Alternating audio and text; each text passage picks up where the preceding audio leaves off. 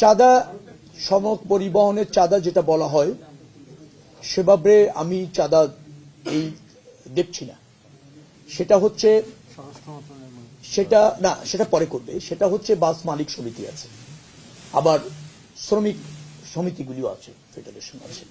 তারা তাদের কল্যাণে, এটা একটা অলিখিত বিধির মতো কোনো কোনো সময় তাদের কল্যাণেই তারা এটা ব্যয় করে, বিধায় কালেক্ট করে তাদের সম্মতিতে। চাঁদা আমি ওইটাকে বলতে চাই যে কেউ দিতে চান না বা তাকে বাধ্য করা হচ্ছে, সেটা হলো চাঁদা।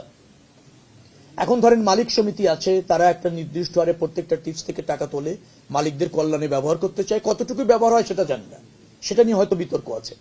কিন্তু তারা এই সমঝোতার ভিত্তিতে, আবার শ্রমিক কল্যাণ ফেডারেশন এরকম অনেক সংস্থা ওরা আছে, তো তারা এটা সমঝোতার ভিত্তিতে এরকম ভাবে করে।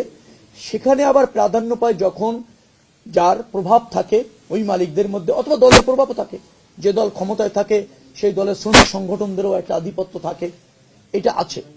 কিন্তু এইটা চাঁদা আকারে আমাদের কাছে দেখার সুযোগ হচ্ছে না, কারণ তারা সমঝোতার ভিত্তিতে করছে। চাঁদাবাজি এরকম যদি কেউ